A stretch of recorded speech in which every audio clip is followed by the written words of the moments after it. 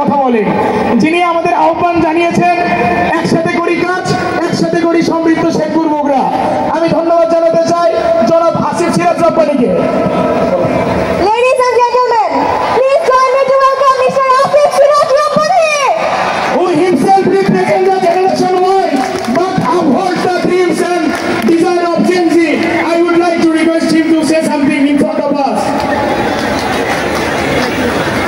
বিসমিল্লাহিররহমানিররহিম। তারুণ্যের ঢল দেখতে পাচ্ছি, এই ঠিক তো নাকি?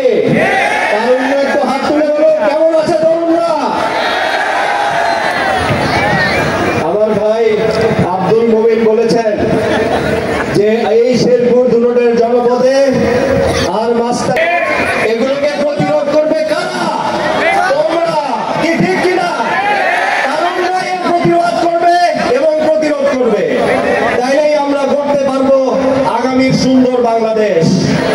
24-এর গণ অভ্যুত্থানের নেতৃত্ব দিয়েছে এই তরুণরাই, তাই এই তরুণরাই ঠিক করবে এবং নির্ধারণ করবে যে ইনশাআল্লাহ আগামীর বাংলাদেশ একটি পরিচ্ছন্ন বাংলাদেশ হবে এবং একইভাবে শেরপুর দুটো একটি পরিচ্ছন্ন জনপদ হবে ইনশাআল্লাহ, যেখানে নেতৃত্ব দেবে তোমাদের মতো তরুণরা এবং আমরা তাই অনুসরণ করব এবং যেখানে বাংলাদেশ এটাই বলে বাংলাদেশ, যেখানে ইসলামিক মূল্যবোধ থাকবে, যেখানে অন্যের ধর্মের প্রতি শ্রদ্ধা থাকবে এবং একই সাথে যে সংস্কৃতি আমাদের, যেমন আজকে আমরা একটি সাংস্কৃতিক অনুষ্ঠান করছি, সহাবস্থানের মধ্য দিয়ে একটি প্রগতিশীল বাংলাদেশ এগিয়ে যাবে। কি ঠিক কিনা ইনশাআল্লাহ?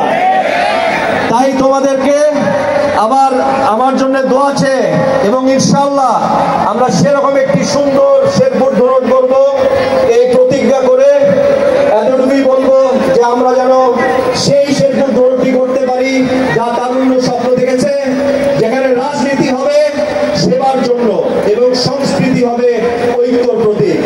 ঠিক সেরকমই একটা বাংলাদেশ করব এবং এটাই হচ্ছে দ্য বিউটি অফ বাংলাদেশ।